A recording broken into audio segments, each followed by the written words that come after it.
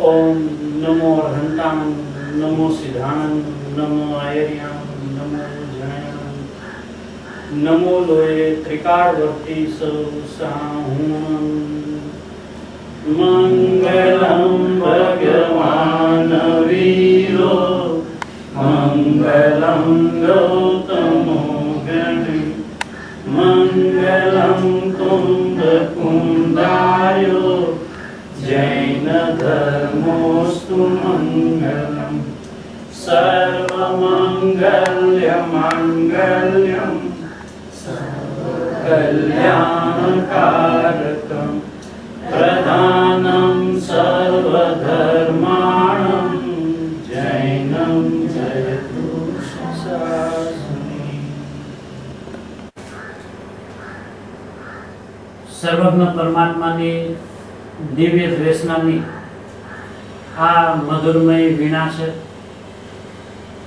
કે જેના સંગીતના તારે એટલે કે સ્વાનુભૂતિની મસ્તીની અંદરમાં મા વિદેથી ભરત ક્ષેત્રની અંદરમાં પધરામણી કર્યા પશ્ચાત ભરત ક્ષેત્રની એક સર્વોત્કૃષ્ટ રચના એવી આ સમયસારજી પરમાગમ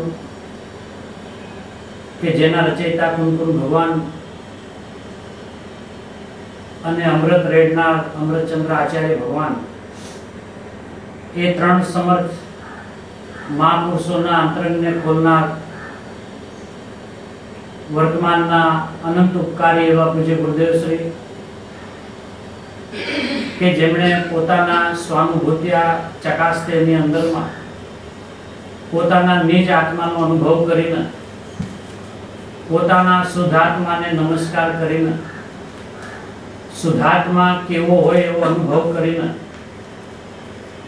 આચાર્ય ભગવંતે રચેલા જીનાગમોનું રહસ્યનું ઉદ્ઘાટન કરે છે એવું પૂજ્ય ગુરુદેવ શ્રીનું આ બીજું મંગલમય પ્રવચન સમયસાર સિદ્ધિ પહેલો ભાગ 12મું પેજ પહેલો પેરેગ્રાફ।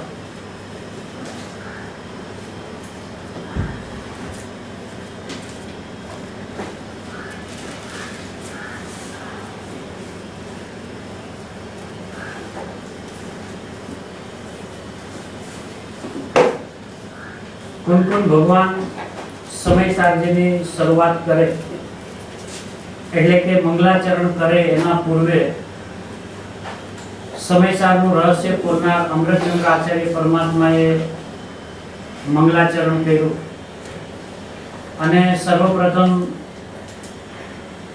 પોતાના શુદ્ધાત્માને નમસ્કાર કરીને શુદ્ધાત્મા કેવો છે એવો અંદરથી અનુભવ કરીને બહાર આવીને જે શ્લોકની રચના કરી કે નમ સમય સારાય સ્વાનુભૂત્યા ચકાસ્તે ચિત્ત સ્વભાવાય ભાવાય સર્વ ભાવાંતર છિદે।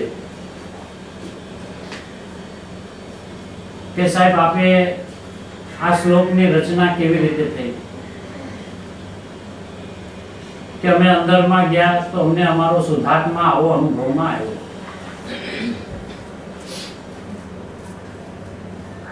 શુદ્ધાત્માના નમસ્કાર એનું નામ ઈષ્ટદેવના નમસ્કાર છે અને પોતાના ઈષ્ટદેવને નમસ્કાર કર્યા એમાં જગતના સર્વ ઈષ્ટદેવોના નમસ્કાર એમાં ગર્ભિતપણે આવી ગયા એમ ગુરુદેવ શ્રી આચાર્ય ભગવંતોનું હૃદય ખોલે છે કે પહેલા કળશનો ભાવાર્થ કળશ છે એમાં ઈષ્ટદેવને નમસ્કાર કર્યો છે પણ પોતે પોતાના આત્માને અનુભવ્યો છે એ ઈષ્ટદેવને નમસ્કાર કરે છે એમ શરૂઆત કરી છે।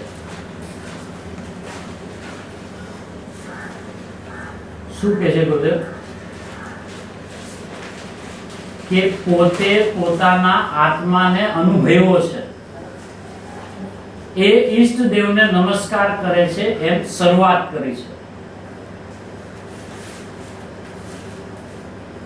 એટલે પહેલા 12મા ઈષ્ટદેવને નમસ્કાર કરીને શરૂઆત નથી કરી. બરાબર. સર્વપ્રથમ પોતે શુદ્ધાત્મા છે, ભગવાન આત્મા છે, એવો પોતાનું જ્ઞાન, શ્રદ્ધા અને અનુભવન પૂર્વકનું પરિણમન કરીને પોતાને અનુભવીને એ ઈષ્ટદેવને નમસ્કાર કરે છે એમ શરૂઆત કરી છે. એટલે અનુભૂતિ તે ઈષ્ટદેવ. અનુભૂતિનો વિષય તે ઈષ્ટદેવ. બરાબર. કેમ કે ઈષ્ટદેવને નમસ્કાર કર્યા છે તો નમસ્કાર કરનાર પર્યાય છે અને જેને નમસ્કાર કર્યા છે કે જે ઈષ્ટદેવ છે એ આપણો ત્રિકાળ સ્વભાવ. બરાબર. તો ત્રિકાળ સ્વભાવને વંદન કર્યું છે. વંદન કરનાર એક સમયની પર્યાય છે, પણ એ પર્યાયે પણ એવા વંદન કર્યા છે કે હું પણ પર્યાય નથી, હું પણ ઈષ્ટ છું અને હું પણ દેવ છું. એમ જ્યાં નમસ્કાર કર્યા તો ત્યાં દ્રવ્ય પર્યાયના વિકલ્પો સમાપ્ત થઈ ગયા અને બસ હું એક ભગવાન આત્મા છું, શુદ્ધ ચૈતન્ય છું, એવો અંતરથી જેને અનુભવ કર્યો છે, જાણ્યો છે, એ જીવ પૂરણ ઈષ્ટદેવને નમસ્કાર કરે છે. સર્વ ભાવાંતર છિદે છે.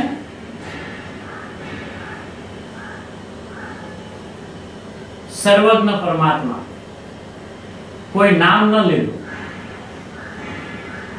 ઈષ્ટદેવ પૂરણ જેની દશા પ્રગટ થઈ છે, સ્વાનુભૂતિથી જેણે સર્વજ્ઞપણું પ્રગટ કર્યું છે, જેનો ભાવાય અને ચિત્ત સ્વભાવાય દ્રવ્ય અને ગુણ છે, એવા જીવને પૂરણ દશા પ્રાપ્તને ઈષ્ટદેવ ગણીને પોતાના ઈષ્ટદેવનો અનુભવ કરીને, એટલે એક એક શબ્દ ઉભા રહેવા જેવું છે. બરાબર છે. એવા જીવને પૂર્ણ દશા પ્રાપ્તને ઈષ્ટદેવ ગણીને પછી કોમા પોતાના ઈષ્ટદેવનો અનુભવ કરીને કોમા ઈષ્ટદેવને નમસ્કાર કરે છે. શબ્દોમાં ઉભા રહેવું એટલે કે એના ભાવને પકડવો. અચ્છા. કે અહીંયા આ વાતમાં શું કહેવા માંગે છે ગુરુદેવ કે કોઈ પણ જીવે પૂર્ણ દશા પ્રગટ કરી હોય એને કેવી રીતે ખબર પડે કે આ જીવે પૂર્ણ દશા પ્રગટ કરી છે? વર્તમાનમાં જે નમસ્કાર કરે છે એને અપૂર્ણ દશા છે. બરાબર. અને ઈ જેને વંદન કરે છે એને પૂર્ણ દશા પ્રગટ થઈ છે.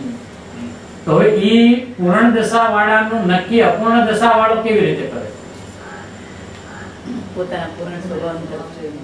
એટલે ગુરુદેવે પહેલા શું કીધું કે પોતે પોતાના આત્માને અનુભવ્યો છે. હવે અનુભૂતિની અંદરમાં આત્મા કેવો આવે છે? અપૂર્ણ નથી આવતો, પરિપૂર્ણ આવે છે. તો આવો જે હું છું એવા જગતના સર્વજ્ઞ પરમાત્માઓ છે એનું નામ એને નમસ્કાર કર્યા છે. હવે એ જે પોતે પોતાના અનુભવનથી પોતાને જે નમસ્કાર કરે છે કે પોતે શુદ્ધાત્મા છે એમ જેને નમસ્કાર કર્યો છે, પછી હારે નાસ્તિકથી વાત લીધી, દ્રવ્ય કર્મ, ભાવ કર્મ, નો કર્મ રહિત, પણ એને હમણાં હોલ્ડમાં રાખીએ. પોતાનો આત્મા શુદ્ધ અંતરથી અનુભવ્યો છે, અનુભવ્યો છે, જાણ્યો છે એ જીવ. આ સ્વાનુભૂતિ ચકાસતીની વાત આગળ આવી. બરાબર. એટલે એમાંથી આ વાતને આગળ લીધી કે સ્વાનુભૂતિથી જેણે સર્વજ્ઞપણું પ્રગટ કર્યું છે, એટલે કર્મના અભાવથી જેણે સર્વજ્ઞપણું પ્રગટ નથી કર્યું. એટલે ચાર અઘાતી કર્મનો નાશ થયો છે અને અહીંયા સર્વજ્ઞપણું એટલે કે કેવળ જ્ઞાન પ્રગટ્યું છે એવી રીતે પ્રગટ નથી થયું. સ્વાનુભૂતિ, પોતાની અનુભૂતિ એટલી બધી ધારાવાહિક અંદરમાં વધતા ક્રમની અંદરમાં એટલી વધી કે હવે અનુભવવાનું કઈ રહ્યું નહીં.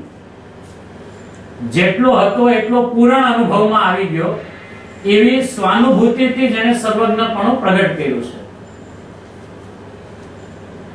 એવું જેને વર્તમાનમાં પોતાની અનુભૂતિ થઈ છે એ જ સામેવાળાને પૂર્ણ અનુભૂતિ ચાલે છે એવું પોતાના જ્ઞાનમાં પોતાના અનુભવથી સામેવાળાનું નક્કી કરી શકે. સામેવાળાનું નક્કી કરીને પોતે એવું અનુભવી ન શકે. એટલે આમાં ઊભો રહી.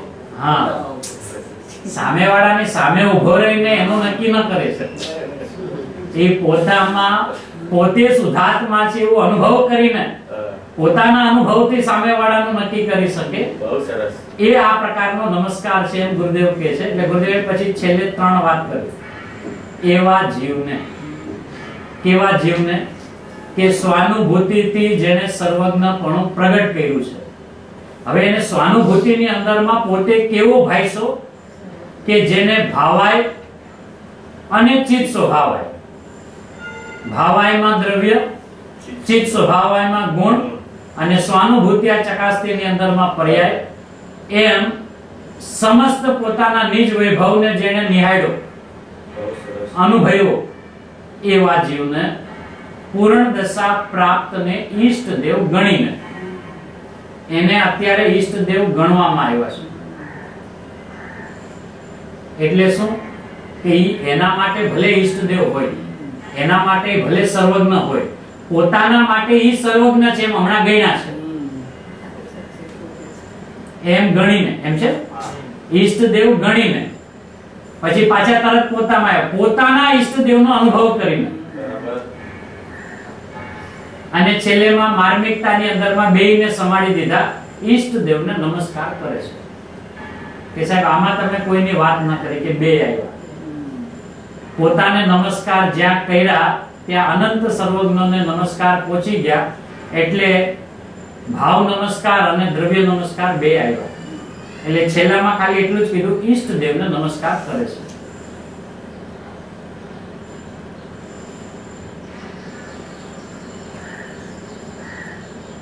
અહીંયા સ્વાનુભૂતિથી શબ્દ વાપર્યો છે. તો સ્વાનુભૂતિ આગળ પણ આવ્યું કે સ્વાનુભૂત્યા ચકાસ્તે. બરાબર. તો એમાં ગુરુદેવે સંવરની પર્યાય લીધી, સવર નિદ્રા અને મોક્ષની પર્યાય લીધેલી. હવે સર્વજ્ઞ સ્વાનુભૂતિ જે છે ને એના ઊંડાણની અંદરમાં જઈએ તો બે અર્થ એમાંથી નીકળે છે કે એક તો દ્રવ્યનું હોવાપણું જે છે, એટલે કે આપણું ત્રિકાળ સ્વભાવનું જે હોવાપણું જે છે એ સ્વ છે.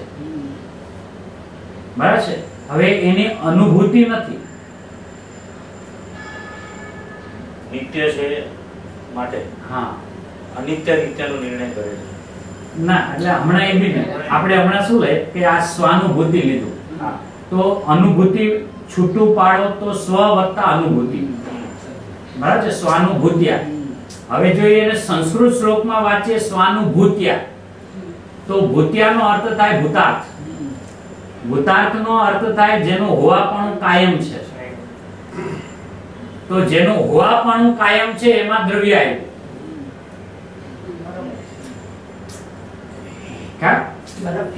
હવે એ જે સ્વ જે છે કે જે ભૂતાર્થ છે, ભૂતાર્થ છે એટલે ભૂત એટલે છતો પદાર્થ છે, હોવાપણું છે મારું. એમ મારું હોવાપણું છે એનો અનુભવ હોઈ શકે. બરાબર છે. બરાબર છે. તો છે એનો અનુભવ છે. ભલે એ અનુભવમાં છે નથી આવતો પણ છું એવો અનુભવ થાય છે. બરાબર છે. ભલે એમાં એ આપણું ત્રિકાળ દ્રવ્ય આપણી પર્યાયમાં ભલે નથી આવતું પણ પર્યાયમાં અનુભવ તો દ્રવ્યનો છે. દ્રવ્યનો છે એટલે મારું હોવાપણું જે છે, મારું ભૂતાર્થપણું જે છે એનો મને અનુભવ છે. તો મને અનુભવમાં શું આવે છે? હું છું. કે એનું નામ શું છે કે સ્વાનુભૂત્યા. ટૂંકું કરી નાખ્યું. હવે જેનું હોવાપણું કાયમ છે એવું નક્કી તો એના અનુભવથી જ થઈ શકે. બરાબર. એટલે હવે સ્વ વત્તા અનુભૂતિ. સ્વાનુભૂતિ. તો હવે ઈ સ્વાનુભૂતિ જે છે એ પર્યાયવાચક આવ્યું કે પોતે જ પોતાના અનુભવન રૂપ ક્રિયાથી પ્રકાશી રહ્યો છે. બરાબર. એટલે દ્રવ્ય આવ્યું, ભાવાયમાં, ચિત્ત સ્વભાવાયમાં અનંતા ગુણો આવ્યા અને સ્વાનુભૂતિની અંદરમાં પર્યાય આવ્યો. પણ પર્યાયમાં અનુભવ પર્યાયનો નથી થતો. બરાબર. દ્રવ્યનો. પર્યાયમાં એમ અનુભવ થાય છે કે હું દ્રવ્ય છું. તો હું દ્રવ્ય છું એવું જે સ્વપણ અને એ ભૂત્યા ભૂતાર્થ. ભૂતાર્થ કે જેનું મારું હોવાપણું અનાદિ અનંત છે, કાયમ છે, એવો જે સ્વાનુભૂતિ એટલે એવો અનુભવી હોવા પણ છે. હોવાપણ, કેમ કે આજે અસ્તિત્વ મારું છે એવું જીવને પેલા ભાસે છે અને પછી છે એવો જ એને અનુભવ થાય છે. એટલે પર્યાયમાં આવી રીતે થાય છે. પર્યાયની વ્યવસ્થા. નહીં, એટલે આ હમણાં પણ અહીંયા તો સર્વજ્ઞ પરમાત્માની વાત ચાલે છે ને, હા. એટલે હવે આની અંદરમાં આખું વસ્તુ વ્યવસ્થા અંતરંગમાં કેવી છે. ઓકે. મંદિરમાં પ્રવચન સાર ચાલે છે, એ વસ્તુ વ્યવસ્થા પર્યાય સંબંધીની ચાલે છે. બરાબર. બરાબર છે. અહીંયા દાદર મંદિરમાં જે છે પ્રમાણનો વિષય છે તો એ નિશ્ચય. શું થાય છે કે પ્રમાણ હોય ને, પ્રમાણ એ પ્રમાણિક ક્યારે થાય? હા. કેમ કે અનુભવની અંદરમાં પ્રમાણ જ્ઞાનનો અનુભવ થાય છે, એટલે પ્રમાણ જ્ઞાનનો જન્મ થાય છે. બરાબર છે. હવે જો એ પ્રમાણ જ્ઞાનથી કાર્ય જ ન થતું હોય તો અનુભૂતિમાં પ્રમાણ જ્ઞાન આવે જ નહીં. પણ એ પ્રમાણમાં વિકલ્પ ઉત્પન્ન કરવા કે આ દ્રવ્ય છે, આ ગુણ છે, આ પર્યાય છે, તો નયોનો જન્મ થાય. પણ વસ્તુ માત્ર આવી હું છું, અને ગુણ પર્યાય વદ દ્રવ્ય ઉત્પાદવે ધ્રુવ યુક્તમ સત, તો ઉત્પાદવે ધ્રુવને પ્રસિદ્ધ કરે છે, ગુણ પર્યાય દ્રવ્યને પ્રસિદ્ધ કરે છે. તો બે પણ રહ્યું નહીં ત્યાં.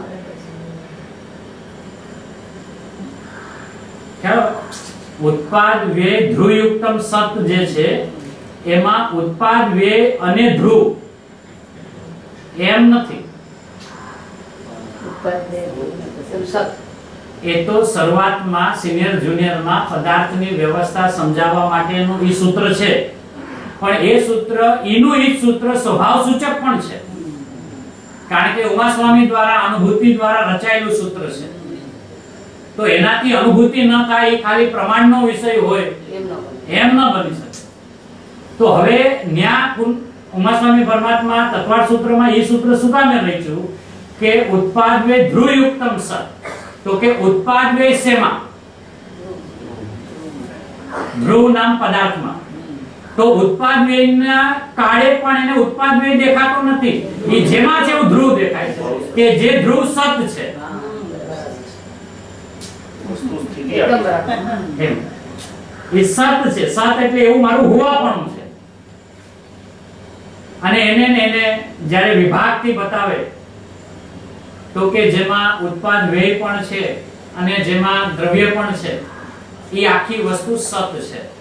સત હોવાને કારણે ઉત્પાદ વ્યય પણ સત છે અને ધ્રુવ પણ સત છે, એટલે યુક્તમ શબ્દ કહીને સાથે છે.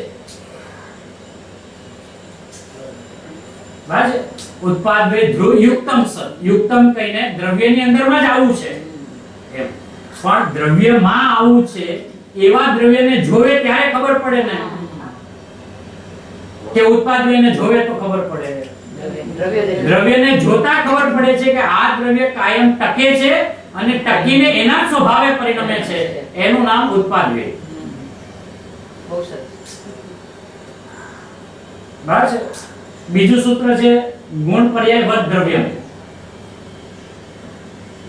કે આ પર્યાય કોની? એ દ્રવ્યની. આ ગુણ કોનો? કે દ્રવ્યનો. તો એને પર્યાય અને ગુણના કાળે પણ પર્યાય અને ગુણ દેખાતા જ નથી, દ્રવ્ય દેખાય છે. તો ગુણ પર્યાય વદ દ્રવ્ય, તો એ દ્રવ્ય પ્રમાણનો વિષય નથી. એ તો એને એમ માને કે આ પ્રમાણ છે, કેમ કે આમાં દ્રવ્ય પર્યાય બે આવ્યા. બરાબર છે. હવે બે આવ્યા કે બે છે જ? બે છે. તો છેદ તો આવ્યા ક્યાં છે? બંને હોવા પણ. બરાબર. એટલે જો જીવ એમાં પક્ષપાત આ માર્ગમાં આવ્યા પછી પણ જો ન છોડે તો એ પ્રમાણ અને પ્રયોજનની વચ્ચે ગોથા ખાય બરાબર છે. કે આટલા વિષયો જે જીનવાણીમાં છે એ બધા પ્રમાણના છે ને આટલા વિષય છે પ્રયોજનના છે, પણ જીનવાણીનો એક એક વિષય પ્રયોજનનો છે. બહુ સરસ. ખબર કે આપણે જ્યારે કોઈની પણ પર્યાય જોઈએ તો એનું ગુણ પેલા દેખાય. બરાબર છે કે ભાઈ અત્યારે આપણને આ જ્ઞાનની પર્યાય પ્રગટ થઈ તો આપણને પેલું શેને લઈને જ્ઞાન ગુણને લઈને કે જ્ઞાન ગુણ કોનો, તો દ્રષ્ટિમાં સીધું શું આવ્યું? બરાબર છે. હવે જેની દ્રષ્ટિમાં માત્ર દ્રવ્ય રહ્યા કરે છે એને ઈ દ્રવ્ય ગુણ પર્યાય વત છે એવું એને ભાષા કરે છે. જેની દ્રષ્ટિમાં માત્ર ધ્રુવ રહે છે એને એની દ્રષ્ટિમાં ઈ ઉત્પાદ વે સંયુક્ત છે એવું એને જ્ઞાન રહ્યા કરે છે. જ્ઞાન રહ્યા કરે છે. એટલે પ્રવચન સાર દિવ્ય ધ્વનિનો સાર છે. દિવ્ય ધ્વનિ અનુભૂતિ પૂર્વક પ્રમાણિકતા. સાચી વાત છે. એટલે પ્રવચન સારમાં આત્માની અનુભૂતિ ન થાય એ તો જ્ઞાન પ્રધાન શાસ્ત્ર છે અને એકલું સમય સાર જ દ્રષ્ટિ પ્રધાન છે એટલે એમાં અનુભૂતિ થાય એમ નથી. જીનાગમના કોઈ પણ વચનો સીધા પોતાના ભગવાન આત્માને બતાવનારા છે. કારણ કે કોઈ પણ આચાર્ય ભગવંતે જ્યારે પણ શાસ્ત્રોની રચના કરી એના આગલા સમય અનુભૂતિમાંથી બહાર આવીને રચના કરી. એટલે જેવું અનુભવમાં આવ્યું છે એવું બહાર આવીને લખાણ લખે.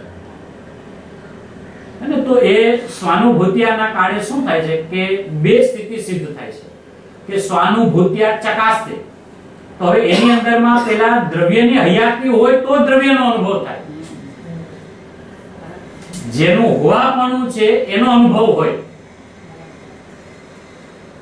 તો મારું હોવાપણું કેવું છે કે હું સ્વ છું અને ભૂતિયા છું. બરાબર છે. એકદમ તો ભૂતાર્થ છું, છતો પદાર્થ છું, હોવાપણે છું, કાયમ છું, નિત્ય છું, ધ્રુવ છું, એ બધા આપણા વિશેષણો છે. વિશેષણોમાં બહુ અટકવા જેવું નથી. નહીતર એ પણ રાતે ઊંઘાવા ન દે. એટલે બહુની થોડું ઘટી ગયું. બિલકુલ બહુનો અર્થ જ અટકવા જેવું નથી. નહીતર એ રાતે ઊંઘ ના આવે. બરાબર. મારા વિશેષણથી કોઈ અટકવાનું હા, કેમ કે એને જો વિશેષણોના કાળે જેનું છે ઈ જો દેખાય તો અટકશે ને, તો એને મસ્તી ચડશે. તો જ મસ્તી કરે. આજે ગઈકાલે એક સામાન્ય વાત છે કે સામાન્ય લગ્નની સીઝન હોય ને આપણે એકબીજાને કંકોત્રી લખે ને તો એ ટૂંકું વચન પણ લખી શકે એમ હિતેશભાઈ ચોવટિયા, પણ એમ ન લખે ત્યારે પણ સામાન્ય લૌકિકમાં પણ રા રા રાજમાન રાજેશ્વર શ્રીમાન બરાબર છે. તો એ શ્રીમાન વાંચે ને તો એને આમ અંદરમાં ઉમળ કે મને એને આ શબ્દોથી નવાઈજો. તો એને એનો આનંદ છે ને, શ્રીમાનનો આનંદ નથી, રારાનો નથી, પોતાનો આનંદ છે. એમ 1008 આપણા જે નામ આપ્યા છે એમાં સીધો જો હું દેખાવ તો એનો આનંદ છે, વિશેષણોનો આનંદ નથી. બહુ સરસ ભાઈ. એમાં હું ભાસવો જોઈએ ને, કારણ કે જે વિશેષણ જેના માટે લગાડ્યું છે એ જીવ જો એને ન દેખાય તો એ વિશેષણ કોનું? એ પર્યાય એટલે ગમે ત્યારે શો ઉપર એ વિશેષણ કોનું?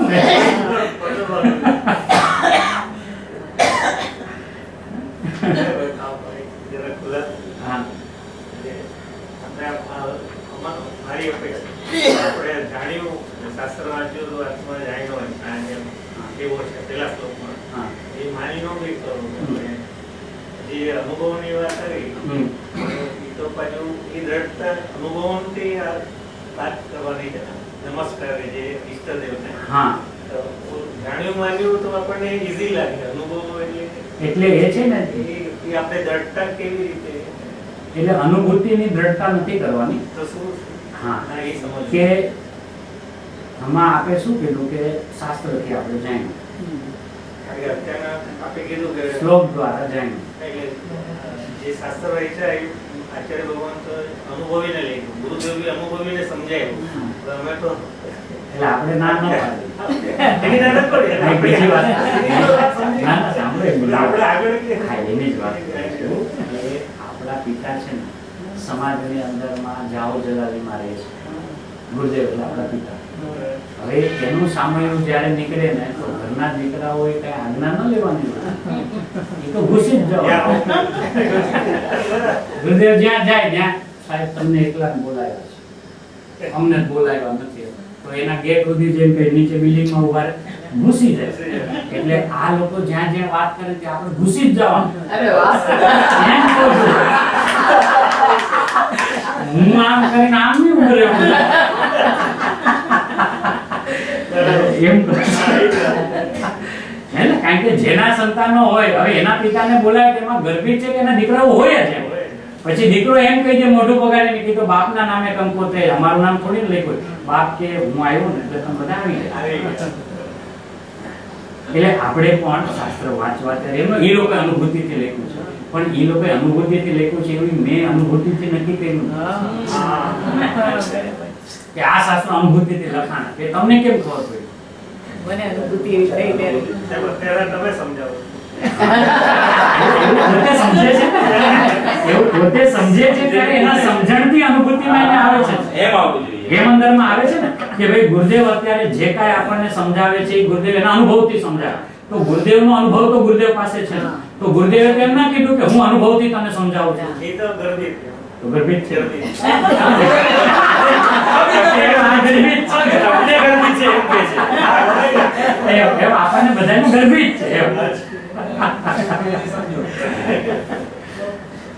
કારણ કે આપણે હમણાં એમ પહેલા કીધું કે શ્લોક દ્વારા જાણ્યું, શાસ્ત્રો દ્વારા જાણ્યું. તો હવે અનુભૂતિ તો ન જ હોય ને, કારણ કે વચનમાં શું આવ્યું? શાસ્ત્રો દ્વારા જાણ્યું, શ્લોક દ્વારા જાણ્યું, આત્મા દ્વારા ન જાણ્યું. તો આત્મા દ્વારા જ્યારે જાણ્યું જ નહીં તો આત્માનો અનુભવ હોય જ કેવી રીતે? એમાં પૂછવાનું શું? અને જો આત્મા દ્વારા જ જાણ્યું હોય તો એમાં અનુભૂતિ નથી, એ કહેવાની જરૂર છે. સવાલ જ ના આવે. જાણવું જેનો સ્વભાવ છે એ અનુભવીને જાણે છે. જાણીને અનુભવતો નથી. એ અનુભવીને જાણે છે કે હું જાણનારો છું ને, એવું એ અનુભવીને પછી એમ કહે છે હા હું જાણનારો છું. તો એ અનુભવ વગર જાણનારો આવ્યો ક્યાંથી? પણ એ અનુભવમાં જે આવે છે જાણપણું, એને આત્માની અનુભૂતિ માનવા રાજી નથી. એને એમ લાગે છે આ નહીં, ઓલી અતિન્દ્રિય આનંદ આવે ને ઈ છે આરે. હા. વિશ્વાસ. હવે એ શું કામ એવું થાય છે ભાઈ કે મારું જ્ઞાન મને મારાથી થાય. અને એ ગાથાઓ હમણાં પ્રવચન સારજીને ચાલે છે કે ભાઈ ઉત્પાદ વે પણ એના ધ્રુવને પ્રસિદ્ધ કરે છે, હે ને? એ વિદ્રશ્ય પરિણામ પણ સદ્રશને પ્રસિદ્ધ કરે છે, એને ઓળખતા નથી, હે ને? તો આજે એ વાત કહીને શું કેવું છે કે પોતામાં સમયના ઉત્પાદના એટલે જ્ઞાનના પરિણામ જે થાય છે એ પોતાના ધ્રુવને અવલંબીને થાય છે. અને એ આપણા ઉત્પાદના પરિણામ આપણા ધ્રુવની પ્રસિદ્ધિ કરે છે, પરની નહીં. હવે જ્યારે જે સમય પર સંબંધીનું જ્ઞાન થયું એ સમય એ જ્ઞાનના પરિણામે પરની પ્રસિદ્ધિ જ નથી કરી. એમ છે જે મારી પ્રસિદ્ધિ કરે છે. સ્વાનુભૂતિ. સ્વાનુભૂતિની વાત કરે છે. હે? કેમ કે ઉત્પાદ વે ધ્રુવયુક્તમ સતનું બંધારણ આખું આપ્યું, બરાબર છે? અને એ પોતાની મર્યાદાને છોડતા નથી. પછી ગુરુદેવે તો આચાર્ય ભગવાનનું એમ હૃદય ખોલ્યું ને કે ઉત્પાદ પણ ઉત્પાદને પ્રસિદ્ધ નથી કરતું, ઉત્પાદ પણ ધ્રુવને પ્રસિદ્ધ કરે છે. હવે જે ઉત્પાદ સમયના ધ્રુવને પ્રસિદ્ધ કરે જ છે એને નવો કેવો પ્રસિદ્ધ કરાવો? હા. અરે ઉત્પાદ તો પ્રસિદ્ધ કરે છે, વ્યય ધ્રુવને પ્રસિદ્ધ કરે છે. હવે જો ઉત્પાદ અને વ્યય બે ધ્રુવને પ્રસિદ્ધ કરતા હોય તો શું ધ્રુવને ધ્રુવપણે રહેવા માટે પ્રસિદ્ધિ કરવી પડે? એનું નામ સ્વાનુભૂતિ. બહુ સરસ ભાઈ. કે જેને પોતાની હયાતી પોતાથી છે. મેળ કર્યો. સમયસર આપણે સમયસર પ્રોત્સાહનનો મેળ થઈ ગયો. મેળ થઈ ગયો. એની સ્વાનુભૂતિ એમ એ ભૂત્યા એટલે મારું જે ત્રિકાળ હોવાપણું છે તમે મારા કોઈ પણ પરિણામમાં જોઈ લો તો કે મારા પરિણામમાં શું હશે ખબર? હું હોઈશ. એનું નામ ધ્રુવ. ઘૂસી જવાનું. એ સરસ એ એકદમ ઇમ્પોર્ટન્ટ આવી ગયું. હા, કારણ કે આજે કારણ કે આપણે આપણે ચાલુ વ્યવહારમાં આપણે આવું કરીએ છીએ ને હા. આપણને જરાક લીક લાગે ને ખાલી દૂરની હોય હા. અને એના ઘરે પ્રસંગ હોય ને એ મોટો પુરુષ હોય હા. ઈ મોટો હોય હા. તો આ ઘૂસી જ આ ઘૂસી જ જાય. જાય. તો આ તો જગતના મોટા પુરુષો કે આનાથી જગતમાં કોઈ મોટા અને આપણે ઈ ખાનદાનના હા. એટલે સર્વજ્ઞના ખાનદાનના આપણે સંતાનો તો આપણે કઈ ઘૂસવાનું ન હોય આપણો તો અધિકાર છે એ અધિકાર છે. અને આપણને તો વાતે ગાતે જગત લેવા આવે ઓહો. ઘૂસવાનું તો નહીં ભાઈ. બહુ સરસ છે. એટલે ઈ વાત કરે આ તેમ કે ઘૂસવાનું તો એમ કે જીવને બોલો સંકોચ ન રહે એમ કે આ જ્ઞાનીની વાત છે. એ હંમેશા શું કરે છે બે આંતરા પાડે આ મુનિરાજોની વાત છે આ ધર્માત્માઓની વાત આ સમય દ્રષ્ટિની વાત આપણી ક્યાં છે એટલે આપણે પોતાને કાઢી નાખીએ અને ગુરુદેવ કહે છે કે સર્વજ્ઞથી એક સમય પણ પોતાને હેઠો માન્યો એટલે તો સ્વાનુભૂતિ એટલે મારી હયાતી છે જો તમારે મારા પરિણામ જોવા હોય તો પરિણામમાં જઈને જોઈ લો તમને કે પરિણામ નહીં જોવા મળે હું જોવા મળે ધ્રુવ.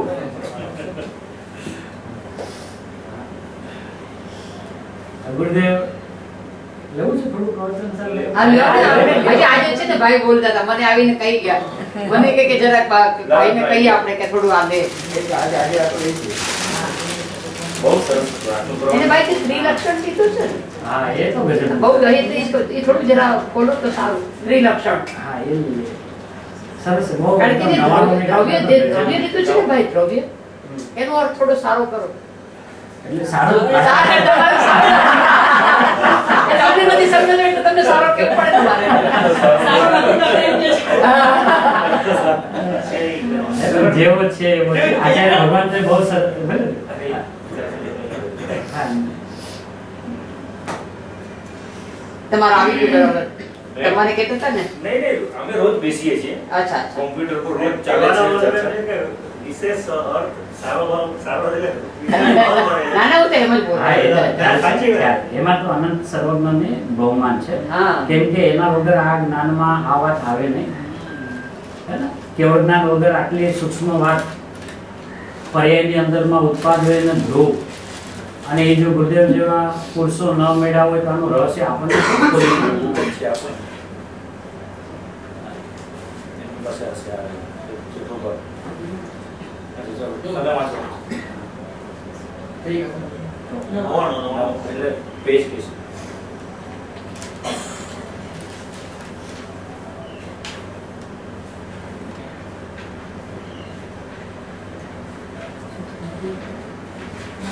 આ ધ્રુવ શબ્દ છે ને ધ્રુવ અથવા ત્રિકાળી શબ્દ જે છે ને એને સમજી લેવા જેવો છે શબ્દની પાછળ પડવા જેવું નથી બરાબર છે એ જ્યારે પણ પોતાને ત્રિકાળી સમજે છે અથવા તો જ્યારે ઘૂંટે છે સાંભળે છે ત્યારે એ ત્રણ કાળથી પોતાને જુએ છે અચ્છા હવે જગતમાં કાળ દ્રવ્યમાં એવી વ્યવસ્થા છે કે ત્રણેય કોઈ દી ભેગા નથી બરાબર. તો આપણે ત્રિકાળી ક્યારે થવું ઓલા એક સમયમાં ત્રણેય આવી જાય તો પછી હું હા. ત્રિકાળીપણે રહું પણ હવે એ કાળની એવી પરિણમનની વ્યવસ્થા છે કે એ ત્રણેય મળે નહીં ભૂતકાળ, ભવિષ્યકાળ, વર્તમાનકાળ. એ મળે ભેગા ન નહીં. થાય. એ ત્રણેય કોઈ દી ભેગા ન થાય તો આપણે ત્રિકાળપણું ક્યારે મળે મારું હોવા પણ એટલે આજે ત્રિકાળી કહેતા એને કાળ ન દેખાવો જોઈએ પોતે દેખાવો જોઈએ કે અત્યારે હું જે છું ને એવો હું ત્રિકાળ હું ત્રિકાળી નહીં વર્તમાનમાં અત્યારે જેવો હું છું તો અત્યારે હું કેવો છું પરિપૂર્ણ છું એવો હું ત્રિકાળ એમ ત્રિકાળી હું નહીં એ જ્યારે આમથી આમ ઉપડે છે તો જાણે હું કાળ દ્રવ્યની અપેક્ષા છે ભૂતમાં રહેતો તો વર્તમાનમાં છું ભવિષ્યમાં રહીશ એવી ત્રિકાળીની પરિભાષા સમજે છે કે એમ નહીં ખીચડો કરીને. હા એટલે કાળની અપેક્ષાથી કાળ દ્રવ્યની અપેક્ષાથી પોતાને સમજે છે અને અહીંયા કહે છે ત્રિકાળ એટલે હું તો કે તમે ત્રિકાળ એટલે શું કે વર્તમાનમાં અત્યારે જેવો હું છું એવો હું ત્રિકાળ તો એને વર્તમાનમાં એનું ત્રિકાળપણું દેખાશે ઈ વર્તમાનમાં ત્રિકાળીને જોવા જાય છે બરાબર. કે આ તો એક સમય છે, આપણે ત્રિકાળીનું કામ છે. આ તો એક સમય છે, આપણે ત્રિકાળીનું. લાવો ભાઈ, ત્રિકાળી ક્યાં છે એને બોલાવો. ક્યાં રહે છે હમણાં એ? વર્તમાનના કાળે ત્રિકાળી ક્યાં રહે છે? લાવો એને બોલાવો. ગુરુદેવ પાસે ગયો કે સાહેબ આ વર્તમાનના પરિણામ મને પકડમાં આવે છે, મારી દ્રષ્ટિમાં દ્રવ્ય નથી આવતું, એટલે ત્રિકાળી નથી આવતું. કે જા એને બોલાય. તને પકડમાં નતો આવતો? કે ના સાહેબ, ઈ ક્યાં રહે છે બોલે. ને ત્રિકાળી, હા ઈ ત્રિકાળી બોલાયો.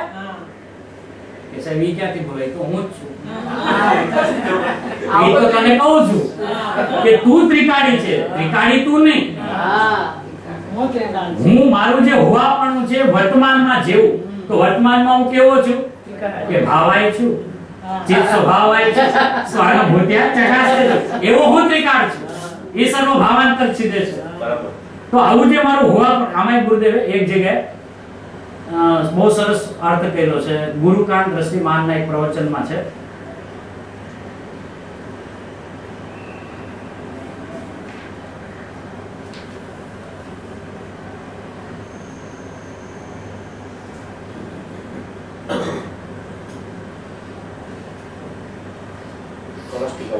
હા, કળશ ટીકા 235 પેજ. પાંચમા ભાગમાં ને 232 પેજ. તમારે મેસેજ કરવો હોય 132. હા 132.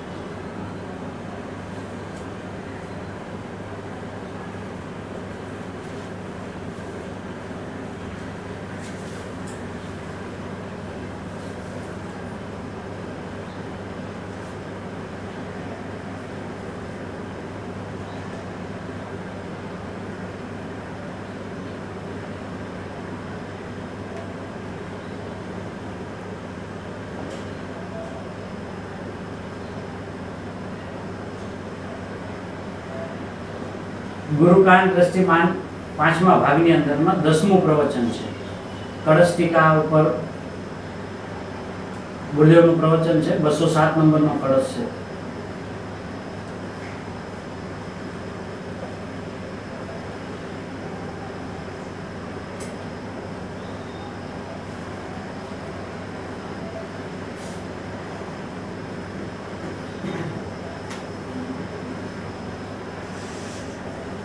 સોરી, 11મું પ્રવચન. રેફરન્સ માટે ઘરે વાંચવું હોય તો વાંચવા જેવું છે. 208 નંબરનો કળશ ટીકાનો કળશ છે અને આ પાંચમા ભાગની અંદરમાં સળંગ 11મું પ્રવચન છે. એમાં શ્લોકની અંદરમાં પેલા અન્યમતીનો એક એવો મત છે, રુજુ સૂત્ર નહીં. રુજુ સૂત્ર નહીં એટલે વર્તમાનમાં જેટલો છે એટલો જ માનનારા, એને રુજુ સૂત્ર નહીં કહે. એ ત્રિકાળીને ન માને. એના અર્થમાં એમનું એવું માનવું છે કે આત્માને જો ત્રણ કાળ વાળો માનો તો એ ઉપાધિ છે. એટલે જેટલો વર્તમાનમાં છે ને બસ એટલો જ. એને તમે એમ કહો કે ભૂતકાળમાં હતો અને ભવિષ્યમાં રહેશે તો એ એને ઉપાધિ છે, એની અશુદ્ધતા છે. એવો એક જગતમાં અજ્ઞાનનો મત છે. બરાબર છે. હવે એની સામે જ્યારે ગુરુદેવે પહેલા તો એના મતની બધી વાત કરી. 126 નંબરનું પેજ છે.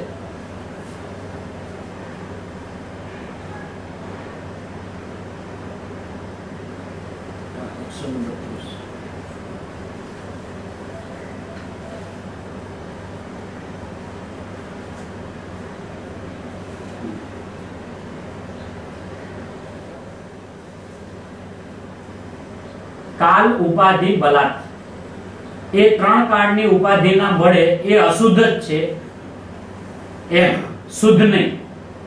આ જે અન્ય મત છે ને એની વાત કરે. અને સંસ્કૃત ટીકામાં ભાઈ જયચંદજીએ અર્થ કર્યો, એમાં એમ કહ્યું કે એક સમયમાં ત્રણ કાળ લાગુ પાડવા જાય છે એ ઉપાધિ છે.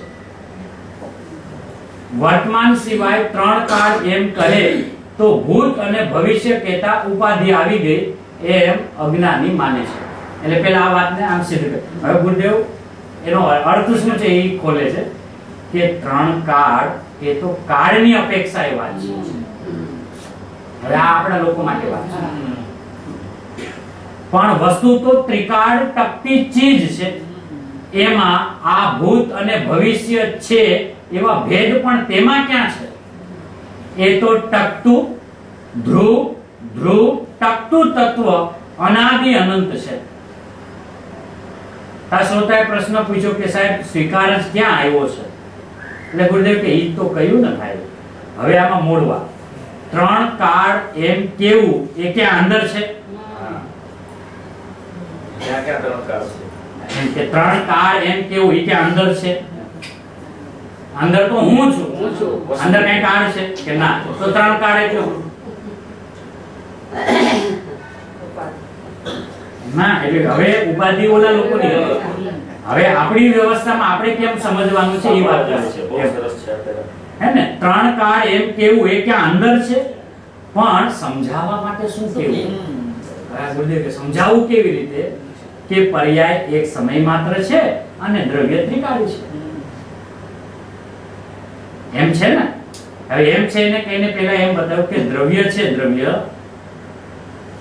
એ પર્યાય એ દ્રવ્યાર્થિક નયનો વિષય દ્રવ્ય ત્રિકાળી છે અને રુજુ સૂત્ર નયનો વિષય વર્તમાન એક સમયની પર્યાય છે. સમજાવવું હોય તો કેમ સમજાવે? કે જ્યારે ભેદ વિવેક સાથે સમજાવવું હોય તો સમજાવવું કેવી રીતે? એટલે આવું સમજાવે કે રુજુ સૂત્ર નયનો વિષય શું કે એક સમયની પર્યાય, કે દ્રવ્યાર્થિક નયનો વિષય શું કે ત્રિકાળી દ્રવ્ય.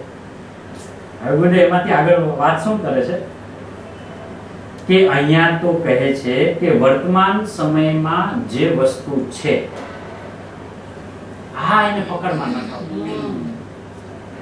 વર્તમાન સમયમાં જે વસ્તુ છે એ ભવિષ્યમાં રહેશે, પૂર્વે હતી એ ક્યાં? ઈ ક્યાં? પ્રશ્ન પૂછે. હા, પ્રશ્ન ઈ ક્યાં? પૂર્વે રહેતી હતી, ભવિષ્યમાં રહેશે ઈ ક્યાં? કાળમાં કે અહીંયા? એમ ગુરુદેવને કેવું છે કે ક્યાં? એમ તું કહે છે ને કે હું ભૂતકાળમાં હતો, ભવિષ્યમાં રહે, ક્યાં? ભૂતકાળમાં, ભવિષ્યકાળમાં કે અહીંયા? એમ કાળમાં તો કાળ રહેશે. હા, અહીંયા ક્યાં છે કાળ? એમ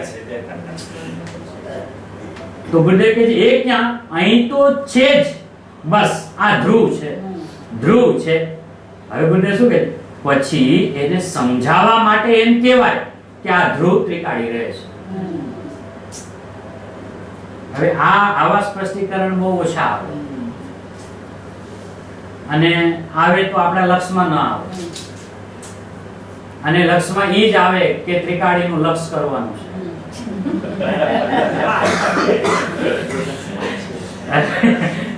પણ જેનું લક્ષ કરવાનું છે તો લક્ષ કરનારી પર્યાય છે, બરાબર છે?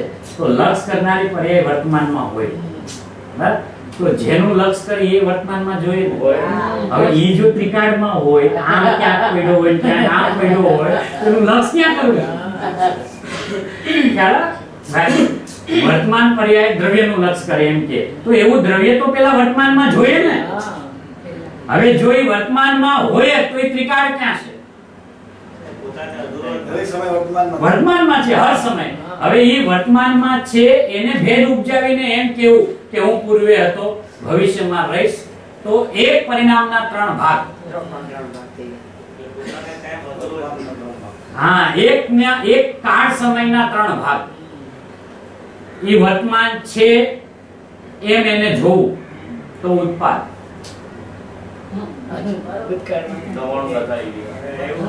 ઉત્પાદ વર્તમાનમાં છે એમ લક્ષમાં આવું એનું નામ ઉત્પાદ, અને આ નહોતું હમણાં એમ જોવું એનું નામ વ્યય, અને આ છે એમ જોવું એનું નામ ધ્રુવ. એકમાં ત્રણ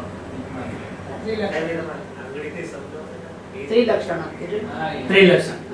બરાબર છે? હવે એ શું કે છે એની અંદરમાં કે ઉત્પાદ વ્યય પર્યાયમાં અને ધ્રુવ દ્રવ્યમાં એમ તો સ્વાધ્યાય વાળા પકડી લે છે અને સમાજની આ સમજણ છે કે ત્રિકાળી દ્રવ્ય એને ધ્રુવ લેવાનું અને ઉત્પાદ વ્યયમાં પર્યાય લેવાનું, અને એ દરેક ઉત્પાદ વ્યયમાં ધ્રુવ રહે છે એ ત્રિલક્ષણ.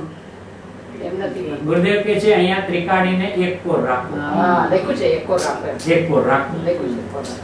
એ સાહેબ હે ને, હવે આપણે એ જ લે ગુરુદેવના. બોલો 99 ગાતો ને. હા, હા, બોલો પેજ નંબર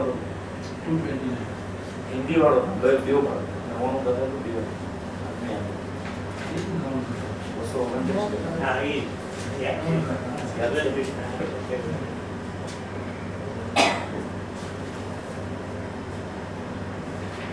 શાસ્ત્ર શાસ્ત્ર એ બધી માર્કિંગ કરાવો ને હા, તમારું. આમનું આપણે 101 નંબરનું પ્રવચન છે ને હા 101 નંબર પહેલું જ પ્રવચન. હા 101 બરાબર.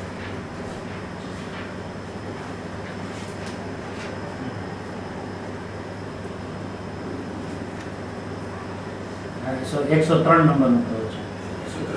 હા 99 ને સોરી આપણે 99 જ ખાલી જોઈએ છે 101.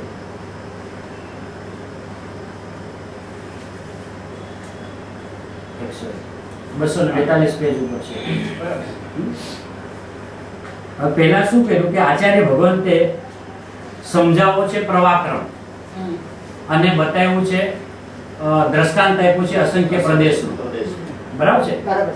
હવે એમાં ગુરુદેવે જે આખા પ્રવચનની જો ગુરુદેવની કમાલ હોય ને કે જેનાથી ગુરુ મહાન છે, કેમ કે એની દ્રષ્ટિ મહાન છે એટલે એ ગુરુ કહાન છે. બરાબર.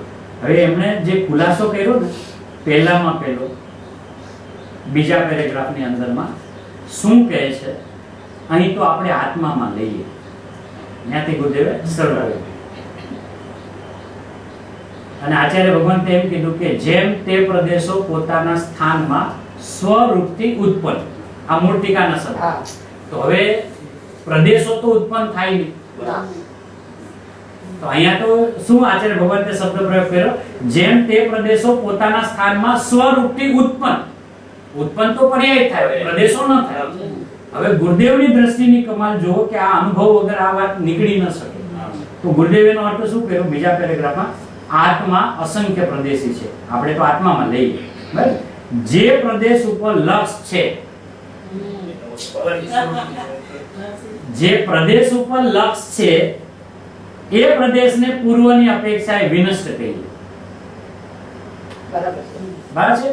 કારણ કે પૂર્વ પ્રદેશ એમાં નથી, બીજો પ્રદેશ એમાં નથી, અને પોતાની અપેક્ષાએ એને ઉત્પન્ન કહીએ.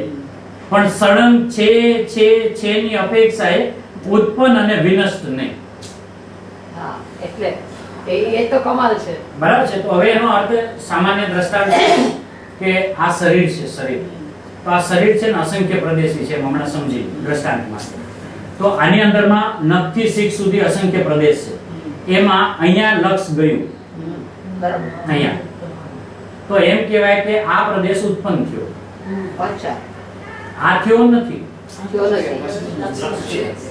અહીંયા લક્ષ જતા જે પ્રદેશ ઉપર લક્ષ ગયું તો એને ઉત્પન્ન થયું એમ કહેવાય.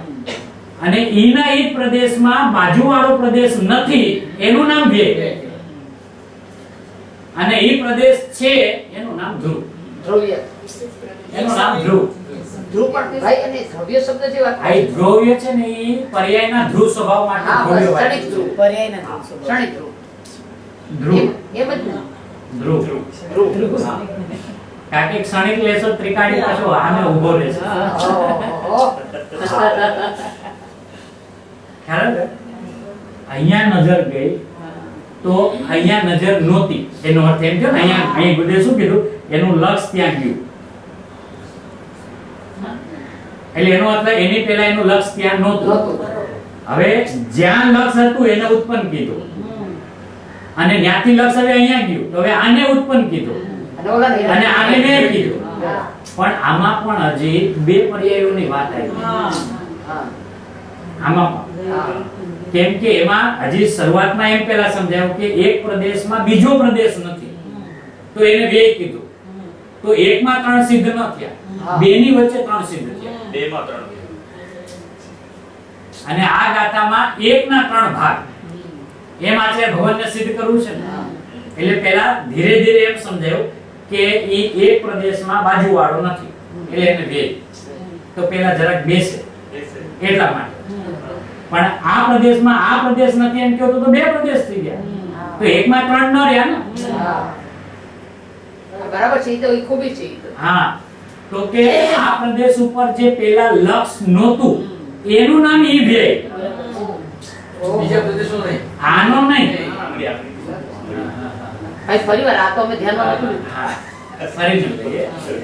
આટલી પણ ભાભી આ ભારતીય પ્રકરણ કીધું. ખાલી વ્યયમાં ફરક છે. ઉત્પાદ અને ચક્કુ ઈ ખ્યાલમાં આવે છે. એટલે વ્યય માટે કા આગલો પ્રદેશ લે કા આગલી પર્યાય લે. બરાબર છે. બરાબર છે. તો આગલી પર્યાયનો વ્યય અને નવી પર્યાયનો ઉત્પાદ ઈ બંધારણ જે છે એ તો પહેલેથી જ્યાંથી અભ્યાસ કર્યો છે ત્યાંથી ખબર છે કે પૂર્વ પર્યાયનો વ્યય અને નવી પર્યાયનો ઉત્પાદ. તો પછી એમાં ને એમાં ત્રણ ભાગ તો સિદ્ધ ન થયા ને. બે પર્યાય વચ્ચે ઉત્પાદ વ્યય અને ન્યા ભૂલ કરતા હતા, ધ્રુવને ત્રિકાળી લેતા હતા અને અહીંયા પર્યાયને ધ્રુવ સિદ્ધ કરવી છે. બરાબર છે. તો હવે અહીંયા આ પ્રદેશ ઉપર લક્ષ નહોતું એનું નામ ઈ વ્યય. હા, એટલે આ પ્રદેશ ઉપર લક્ષ નહોતું તો ઈ વ્યય, અહીંયા ને અહીંયા લક્ષ ગયું તો ઈ ઉત્પાદ, અને લક્ષ જતા એમ ખબર પડી અરે આ તો છે એનું નામ ધ્રુવ. એક સમય સિદ્ધ થઈ ગયું. એટલે એક સમયમાં ત્રણ. એક સમય સિદ્ધ થઈ ગયું. હવે આનાથી શું લાભ થાય એટલે ખ્યાલ આવે છે ને? આચાર્ય ભગવતને એમ બતાવવું છે કે પર્યાયો ઉત્પન્ન થતી નથી.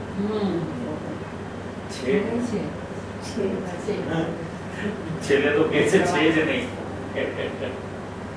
જેમ સાતમી ગાથાની અંદર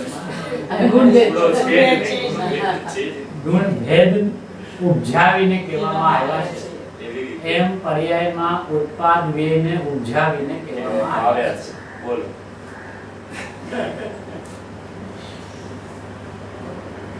એમ સમજાવો. જેનાથી એને દ્રષ્ટિમાં સમ્યક દર્શનનો જન્મ થાય.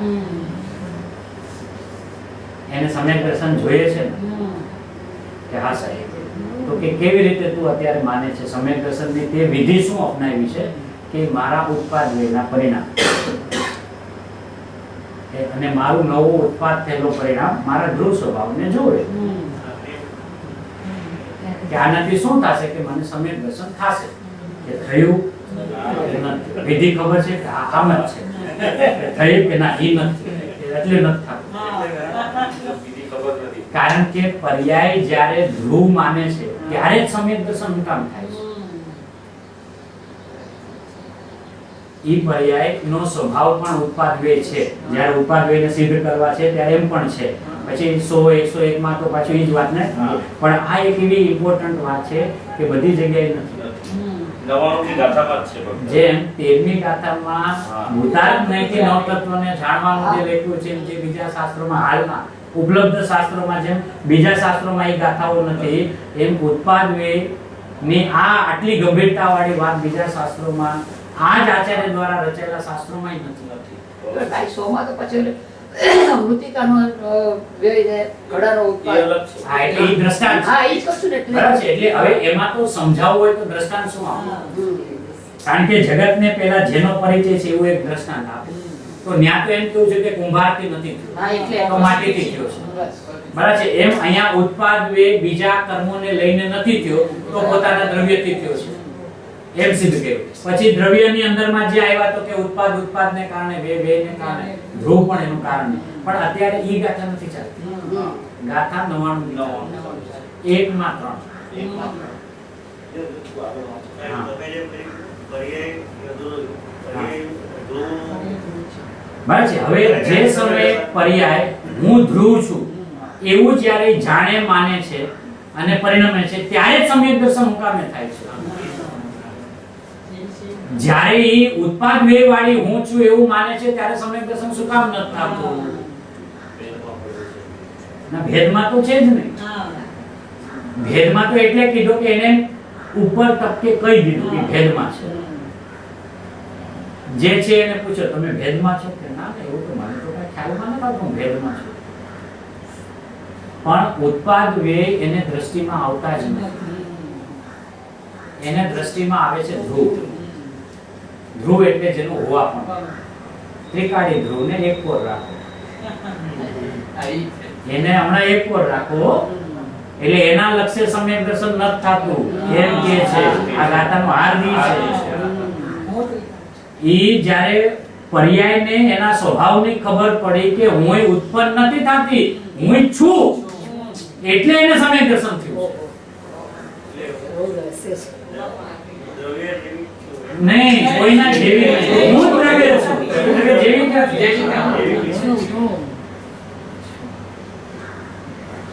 ખ્યાલ આવે ભાઈ? હા. કે જ્યાં સુધી જે જીવને એના પર્યાયની અંદરમાં ઉત્પાદ વેદ દેખાયા કરે છે ત્યારે રાગદ્વેષ શું કામ ઉત્પન્ન થાય છે? બરાબર છે. એટલે કે નથી એવું જોવે છે.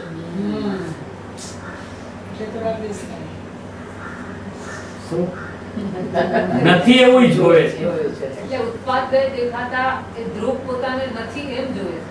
એને ઉત્પાદ વેદ દેખાતા જ નથી. એને દેખાય છે માત્ર ધ્રુવ. તમે હમણાં જે કહો છો ને કે રાગદ્વેષ કેમ ઉત્પન્ન થાય છે? એટલે નથી એવું જોયું. હા, એટલે ઉત્પાદ દેખાય છે ત્યારે પોતે ધ્રુવ છે એમ નથી દેખતો એમ. એને ઉત્પાદ વેદ દેખાતા નથી ને ઉત્પાદ વેદ દેખે છે એમ જોવે છે. એનું નામ રાગ.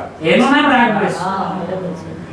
જેવો છે એવો નથી. કારણ કે આજે સંયોગક્ષમ જ્ઞાન જેને હોય, શાસ્ત્રની ભાષાથી પણ વિચાર કરીએ તો સંયોગક્ષમ જ્ઞાન વાળાને તે સમયે પ્રગટ થયેલી પર્યાય પકડમાં ના આવે. બરાબર છે. બરાબર છે? તો જેને વર્તમાનમાં પર્યાય લક્ષમાં આવે છે એને આનંદના સમાચાર છે કે એને કેવળ જ્ઞાન વર્તે છે.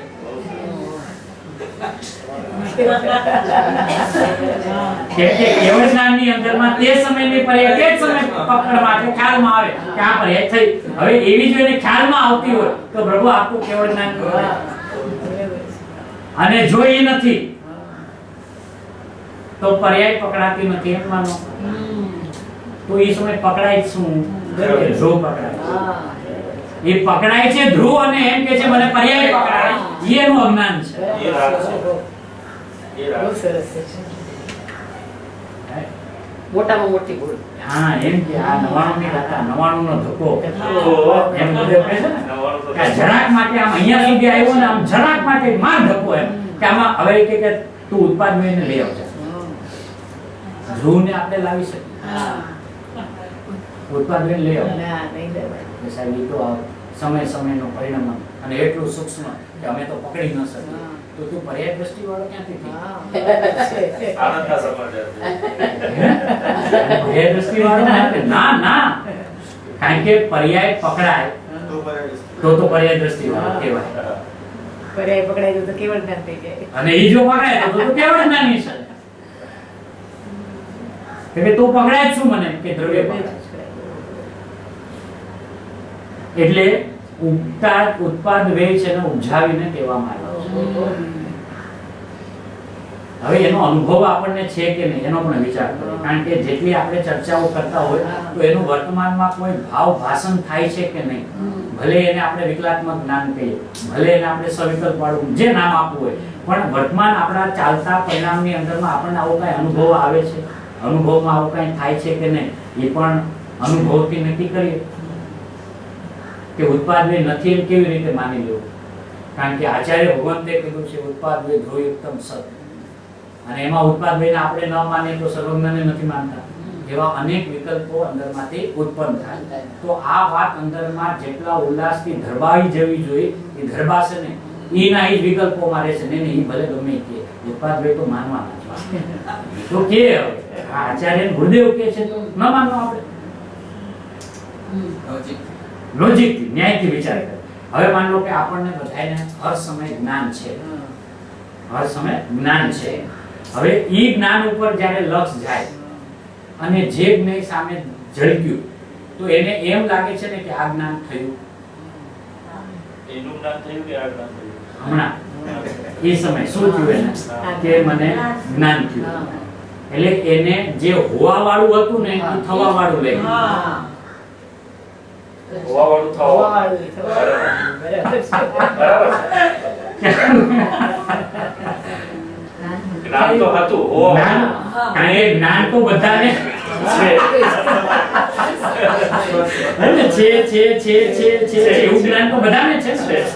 હવે જે છે હવે 13મી ગાથાની અંદરમાં શરૂઆત એટલે જે શ્લોક આવ્યો સંકલ્પ વિકલ્પનો, તો એમાં વિકલ્પની પરિભાષા શું બતાવી કે જ્ઞેયોના ભેદથી જ્ઞાનમાં ભેદ માલુમ પડવો. ભેદ માલુમ પડવો એને વિકલ્પ કહે છે. બરાબર છે? તો હવે થયું શું આપણા જ્ઞાનમાં કે આપણામાં જ્ઞાન થાતું નથી કોઈને. બધાયને જ્ઞાન હોય છે. હવે જે જ્ઞાન હોય છે એમાં એમ જોવું કે આ જ્ઞાન થયું એનું નામ ઉત્પાદ. એનું નામ ઉત્પાદ. અને આવું મને નહોતું ઈ જ પર્યાયમાં એનું નામ છે. અને જે છે એ ધ્રુવ છે, એ ધ્રુવ. ભાઈ ક્યાં ને ક્યાં લઈ જાવ છો તમે? આચાર્ય ભગવાન અને ગુરુદેવ લઈ ગયા છે. આ 3 પ્રવચન છે. આ એક પ્રવચન જો આપણને અંદરમાં બેસી જાય તો વાર્તા પૂરી. એમાં સમયસાર, પ્રવચનસાર, નિયમસાર, આખા 12 બરાબર સાર છે. કારણ કે જીવને જેમ ગુણો અનંતતાના બહુ વખાણ આવ્યા ને, તો એને આત્મામાં ગુણ જ નથી એમ વાત આવે તો સહેલા પડે છે ને. એવી રીતે એને પર્યાયમાં ઉત્પાદવ્ય નથી એમ જો કાને પડે ને તો હલબલી પડે. પર્યાયમાં ઉત્પાદવ્ય નથી છે જ નહીં, કે આત્મામાં ગુણો નથી કે છે જ નહીં, તો એને પછી સમજાવવું પડે ગુણમય છે તો એ શાંત થઈ જાય. હા, અમારી વાત આવી. ગુણ ભેદ નથી, ગુણ તો છે. એ કે જ્યાં સુધી તને આત્મામાં ગુણ દેખાશે ને, આત્મા નહીં દેખાય. બરાબર. અને તું જોઈને કે એમાં કઈ ગુણ હોય તો કે, તું જોઈને કે એમાં કઈ ઉત્પાદ હોય તો કે, છેનો અનુભવ થશે, ખયાનો અનુભવ થશે. બહુ સરસ, બહુ સરસ.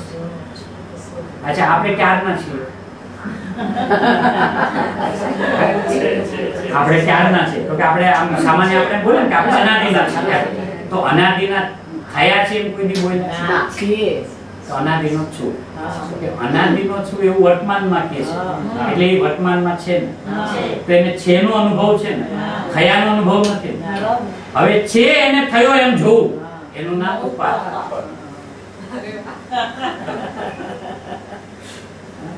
એમ કે આ ખાલી છે ને આમ 6 મહિના ઠોઠ નિશાળ્યા માટે કીધા. આચાર્ય ભગવાન આ એક સમયનું કામ છે. બરાબર છે. અને બહુ પાવરફુલ હોય તો અંતર્મુહૂર્ત કીધું, પણ એ લાંબો કાઢે. આ સમય માત્રનું કામ છે. બહુ સરસ. અને આવો અનુભવ દરેકને વર્તમાનમાં ચાલુ છે. એટલે આચાર્ય ભગવાનને કીધેલી વાત કોઈના દ્વારા ન સાંભળીને પોતાના અનુભવથી નક્કી કરી શકે કે હું જેનો ઉત્પાદ કહું છું, ચાલો આજે જરા હમણાં 5 મિનિટ અંદર જોઈ લો કે ઉત્પાદ ક્યાં થાય છે. છે જ નહીં.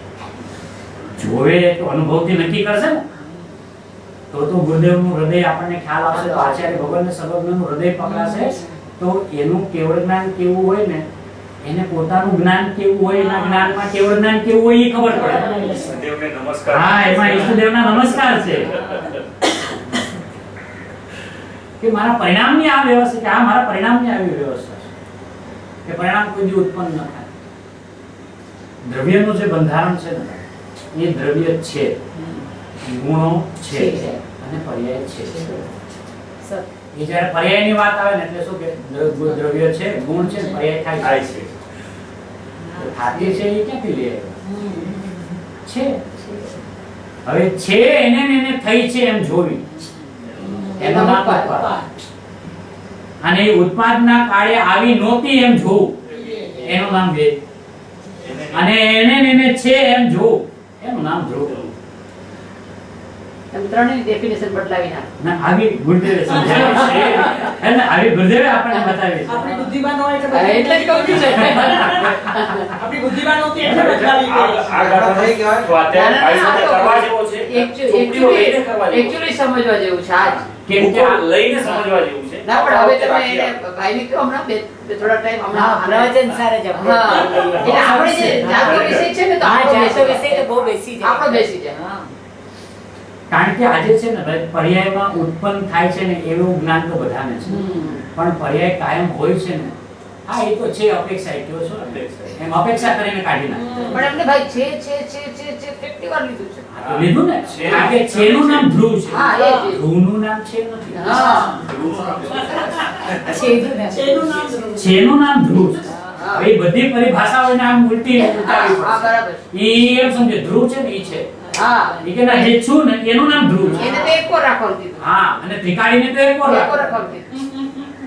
લખ્યું છે એમાં. એમાં સ્પષ્ટ લખ્યું છે. અને ગુજરાત ત્રીજા પ્રવચનમાં એને ખોલ્યું કે અમુક લોકો એમ માને છે કે અહીંયા ધ્રુવનો એક અંશ હા. ધ્રુવમાં લેવો, હા. આખો નહીં. આખો નહીં. અને ઉત્પાદ પર્યાયના લેવા, તો બોલે કે એમ નથી. પરિણામનો અંશ. હા ધ્રુવનો અંશ. ધ્રુવનો અંશ કીધો. હા, કારણ કે એવું ધ્રુવ શબ્દ આવ્યો ને તો કે ધ્રુવ આખું નો લ્યો, એક ધ્રુવનો અંશ હા. એને અહીંયા ધ્રુવ લ્યો અને ઉત્પાદ વે એમ પર્યાય લ્યો એમ લઈ લ્યો. કુદરતી એમ નહીં તો બે થયા. હા જેમ બે પ્રદેશોની અપેક્ષા આવે તો બે થયા ને, હા. બે પર્યાયોમાં આવે તો બે થયા ને, તો એકમાં ત્રણ ક્યાં રહ્યા? આ એકમાં ત્રણ. હવે એકમાં ત્રણ નો અર્થ શું છે કે એકમાં ત્રણ નથી, એક છે ને ઈ એક જ છે. એકમાં ત્રણ નહીં એમ. એકમાં ત્રણ છે ઈ તો એને ખબર છે કે પર્યાયની વાત કરો તો પર્યાય છે અને એમાં ઉત્પાદ વે છે. થઈ ગયા ત્રણ. કે ત્રણમાં સમય દર્શન ન થાય, એક વાત થાય. એકમાં થાય. હવે અપેક્ષા છે. એટલે એમ નથી. બહુ માર્મિક વાત છે. હા હા, અરે આ તો ગજબની વાત છે એકદમ. અને આ છે ને આમાં સૌથી મોટી ગુરુદેવની જે કમાલ છે ને આ પ્રવચન આ લક્ષ જાય છે ને બસ. ઈ કમાલ છે. એ જ કમાલ છે. આખું પ્રવચન આપણે ઉપર ટપકે વાંચી જાય ને 3 અને 365 દિવસ વાંચ્યા કરીએ ને તોય ન બેસે. કોઈ ખબર ન પડે. જો આ લક્ષની વાત ખબર ન પડે તો, કારણ કે એને પહેલો જ પ્રશ્ન મૂકે કે સાહેબ પ્રદેશ શું ઉત્પન્ન થાય અને એ તો પહેલા એને બેસે જ. એટલે વાંચીને વયો જાય. ખબર ને કઈક અપેક્ષા છે. કીધું હશે હવે આચાર્ય છે ના તો પડાય ને, ગુરુદેવ કીધું છે એ ના ન પડાય, પણ અંદરમાં કઈક આમ હકાર તો આવો છે ને. પ્રદેશ ઉત્પન્ન થાય, પ્રદેશ ઉત્પન્ન થતા છે. હવે એ શીખડાવનારા એ લોકોને એ ઉત્પન્ન ન થતા, તેમાં ખબર હોય કે ઉત્પન્ન ન થતા, તો એનું રહસ્ય શું? એ આપણી જવાબદારી છે ને કે સાહેબ જે ઉત્પન્ન ન થતા એને પણ તમે ઉત્પન્ન થાય છે તમે ક્યાં ઉભા રહીને કહો છો?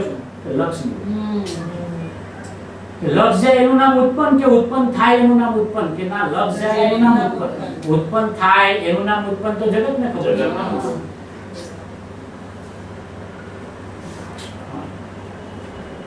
એ કરુણા કહેવાય.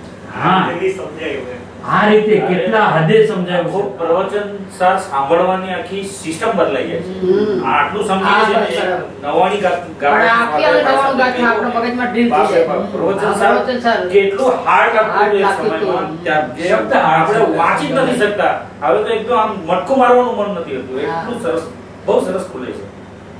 પણ હવે તો થોડું કાગળ હમણાં થોડું આ લેવાનું.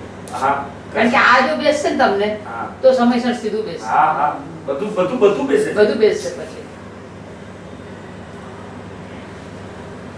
હવે જેને વર્તમાનની અંદરમાં ઉત્પન્ન થતી વસ્તુ દેખાય છે તો એને ધ્રુવની દ્રષ્ટિ ક્યાં કરવાની છે?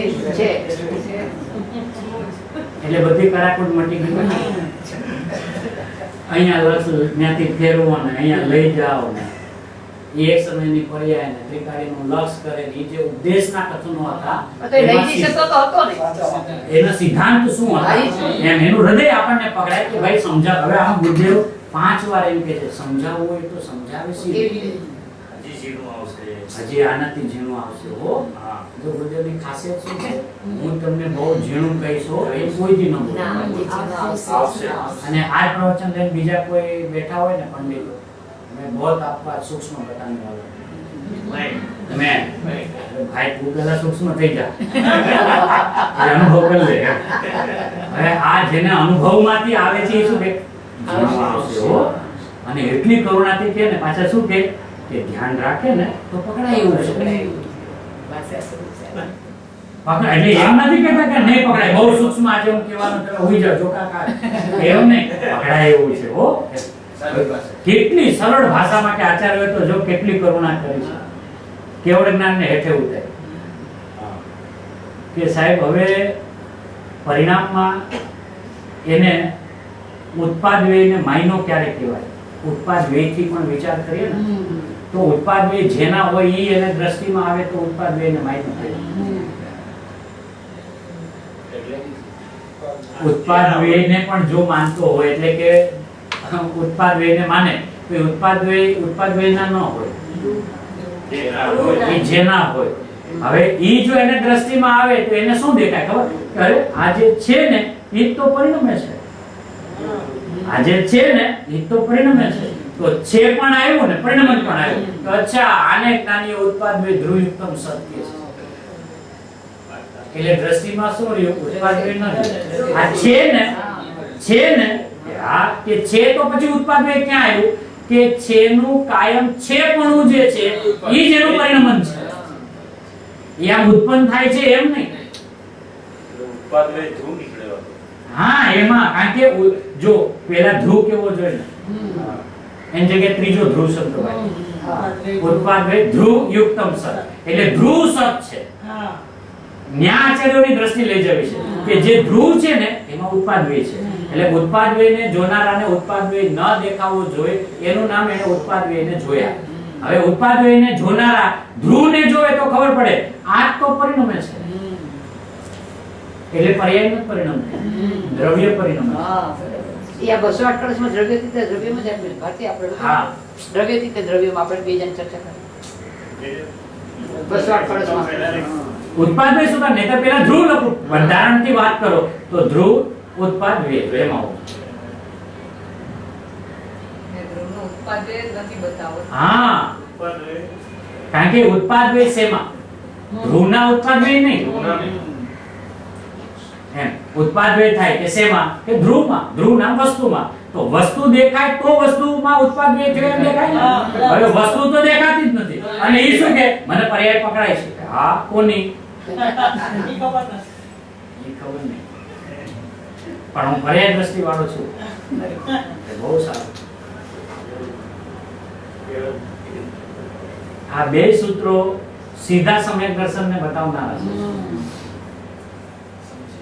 ભાઈ આ બે યુગપદ ટપુ ને પરિણામ જે લીધું છે ને બીજી ગાથામાં હા એનો અર્થ તમે આવી રીતે કર્યું? એનો સીધો અર્થ આ શું છે કે જે ટકે છે હા. એ શું કરે છે કે ટકે પણ છે અને પરિણમે પરિણામ છે. હવે જ્યારે પરિણમે છે ને ત્યારે અન્ય રૂપે પરિણમતો નથી. પેલું ઈ સિદ્ધ કે આ સિદ્ધ કે. બીજું અન્ય દ્વારા પરિણમતો પરિણમતો નથી. ઈ સિદ્ધ કે અન્યને પરિણમાવતો તો નથી. નથી. ઈ સિદ્ધ કે હવે જે પરિણમે છે એના પરિણમનમાં શું હોય છે છે. કે જેનો ઈ હોય છે ઈ એમાં હોય છે. એટલે તો યુગપદ જાણતા હા. જાણો ને પરિણામ. યુગપદ બે યુગપદ લીધું છે ભાઈ. યુગપદ લીધું યુગપદ છે. લેવી એક સાથે અને આપણા ગાથામાં શું લીધું? સમય 1 અને 3 એમ પહેલા સમય ઉત્પાદ, બીજા સમય વય ને ત્રીજા સમય ધ્રુવ એમ નહીં. એક સમયમાં 3.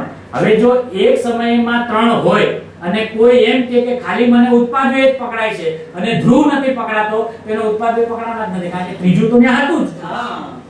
એમાં આમાં વજન છે આગળ જાતામાં કે જો તું એમ કે મને પર્યાય પકડાય છે તો પર્યાય દ્રવ્ય નહીં હોય અને એ સમયના દ્રવ્ય હોય કારણ કે એક સમયમાં 3 છે. હવે 3 વાળી એક સમયમાં હોય એમાં તને એક વસ્તુ એનો અંશ દેખાય અને એ વસ્તુ જેની છે તને ન દેખાય તે ઉત્પાદને જોયો છે કે તારે હા કારણ કે તું ઉત્પાદ વે પણ જોઈશ ને તો તને કોના છે એ તો ખબર પડવી જોઈએ હા બરાબર છે. કે આ જ્ઞાનની પર્યાય થઈ તો જ્ઞાનની પર્યાય કોની? પેલા પ્રશ્ન પૂછ કે કોની? કોની? કે આત્મા. હા હે ને એટલે મારી. મારી. તો કે મારી ને તો હું જ હોય ને એમાં. તો કે તમે પરિણમો છો કે હા હું વાંધો છું મારો સ્વભાવ છે. સાચી વાત છે. એને ઓલું બહુ પરિણમન આવે ને તો ગમતું ગમતું નથી. નથી. કેમ કે આપણે તો દ્રષ્ટિનો દ્રષ્ટિનો વિષય પર્યાયભીન છે ને. એમાં કુટસ્થ પણ વયું નહીં જાય હા કારણ કે મારું બંધારણ એવું છે કે હું પેલા ટકું છું પેલા પરિણામ તો નથી. ટકીને પરિણામો છું. પરિણમી ટકે છે ને ક્યારે? ના એક ટકીને ટકતું પરિણામ. હવે જેનું ટકવું કાયમ છે એને હું ટકવા માટે ચિંતા છે. અચ્છા અને જેમાં પરિણમન છે એને પરિણમાવાની શું જરૂર છે? એટલે તો કીધું ભાઈ કે બીજી ગાથા જેને સમજાશે ને એને છઠ્ઠી ગાથા સમજાશે. નહીં તો એ જ સમજાશે ને એટલે એનો અર્થ આ તમે લીધો. ખરેખર તો એમ છે કે હા. જેને એક ગાથા સમજાય છે એને આત્મા સમજાય છે અને બીજી ગાથાઓ તો સમજાય એ તો બરાબર છે. એટલે પરિણમે બી જેવો છું એવું હે પરિણમે બી જેવો છું એવો જ પરિણામ પણ એવું જ ને હવે જીવ ભાવે ટકે છે અને જીવ ભાવે અનાદિથી પરિણમ્યા કરે છે તેમાં વાંધો શું છે? પરિણામ આવ્યું હા તો શું થયું બોલો? મારું જ છે ને હું જ છું ને બીજો છે. આવો જે એવું અચ્છા પરિણામ છે એ વસ્તુની શોભા છે ને બ્યુટી છે. બસ હું પરિણામો જ નહીં તો હું છું એમ પ્રસિદ્ધ કોણ કરશે? એની પ્રસિદ્ધિ બરાબર કેવી છે. રીતે થશે? લોસ કોણ કરશે? પરિણામ તો આપણી શોભા છે. હવે સમુદ્ર કેવું નહીં ઘૂઘવાટા ન કરે એમ કેવું બને છે. કઈ કે સમુદ્રની શોભા છે ભાઈ એ ઉછળ્યા કરે એમ અંદરમાં તરંગો જ્ઞાનની પર્યા ઉછળ્યા કરી આપણી શોભા છે અને એ ઉત્પાદ વે મારી પ્રસિદ્ધિ કરે છે, એની પ્રસિદ્ધિ કરતા જ નથી. એને જ ઉત્પાદ વ્યય કહીએ. એને ઉત્પાદ વે કહે. જ્ઞાનીઓ આને ઉત્પાદ વે આને કહેવાય એવું એને જ્ઞાન વર્તે છે. એટલે ભાઈ આ નિત્ય પરિણામી જે લીધું યાદ છે. હે? નિત્ય પરિણામી હા, કે જે કાયમ છે છે. પાછું પરિણામ તો જાય છે મોક્ષમાં. એમ છે. હા એમ છે. રડતો રડતો રડતો રડતો અને હસતો હસતો આનંદ કરતો કરતો હસતો હસતો જાય છે. જ્યાં સુખ હોય ત્યાં તો હસતો હસતો જ હા. જાય ને.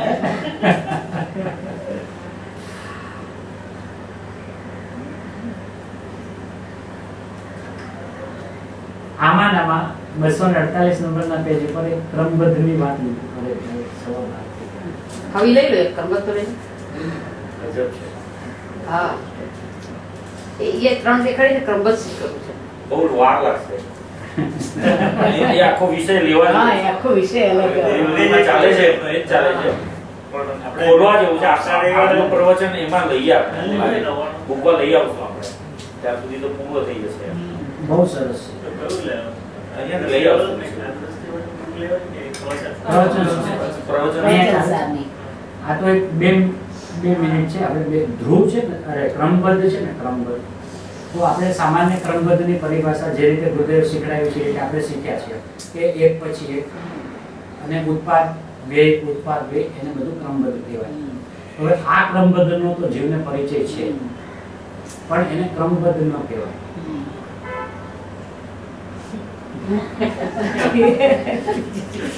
બરાબર છે. એટલે કેમ કે છે એને ક્રમબદ્ધ કહેવાય. છે બહુ સરસ. જે થાય એને ક્રમબદ્ધ ન કહેવાય.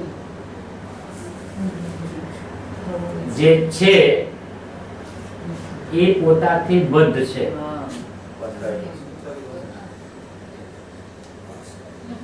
એનો નામ ક્રમબદ્ધ છે.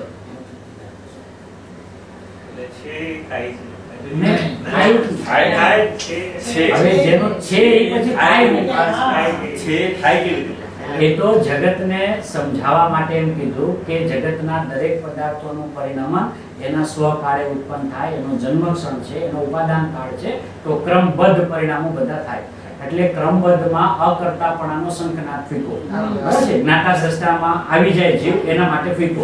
હવે આજે ગુરુદેવના 45 વર્ષના પરિચય પછી પણ ક્રમબદ્ધનું ફળ વિતરાગતા જે આવવું જોઈએ કેમ ન થવું? કારણ કે ક્રમબદ્ધમાં હજી પણ ઉત્પાદ વેને જોવે છે. વયો જાય છે. કે આ પરિણામ થયા કે હા બરાબર છે, ક્રમબદ્ધમાં થયા છે. એને જ્ઞાનીઓ ક્રમબદ્ધ કહેતા જ નથી.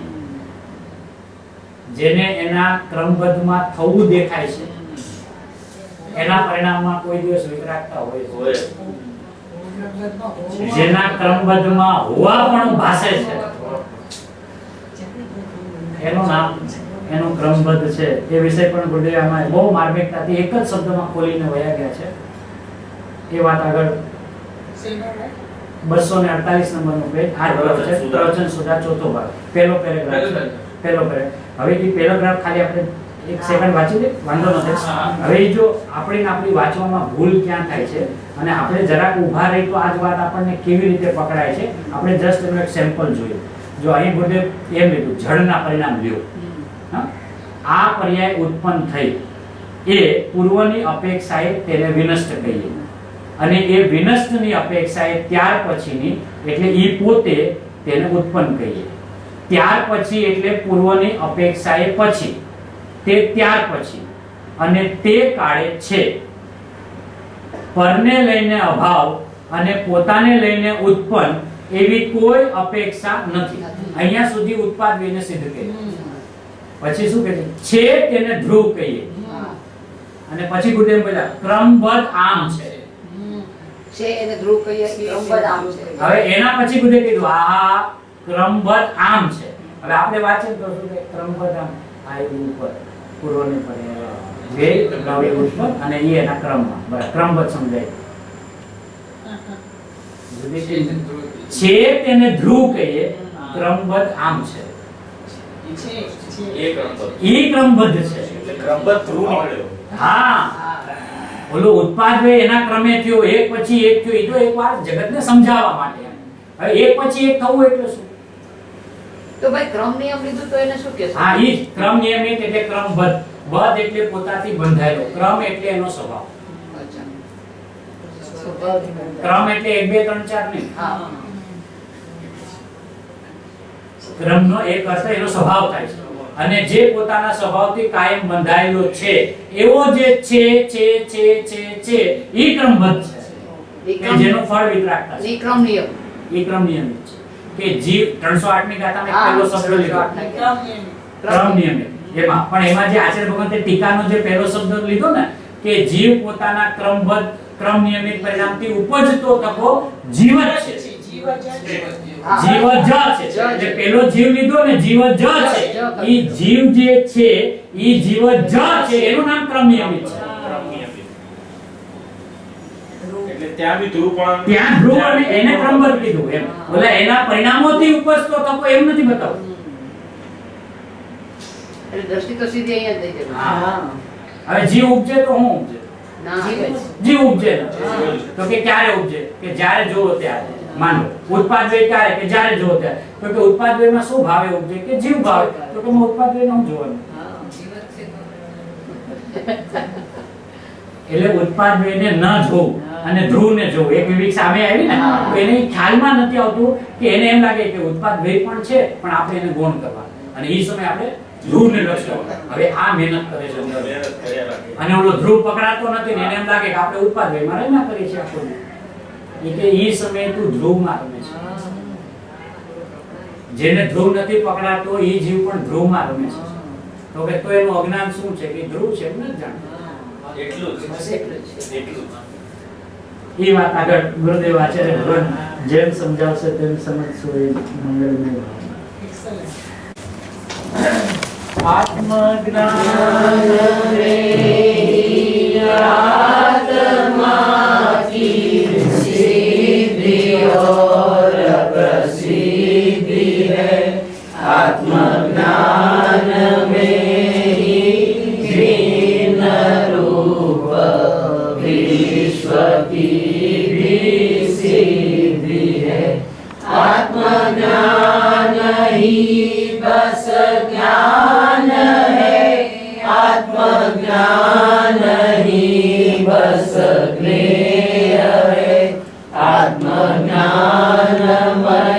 ज्ञाता ही आत्मा ज्ञान ज्ञेय वेद है दर्शाय सरस्वती देवी ने यह किया परम उपकार है निज भाव में ही स्थिर रहूं वंदना विकार है निज भाव में ही स्थिर रहूं वंदना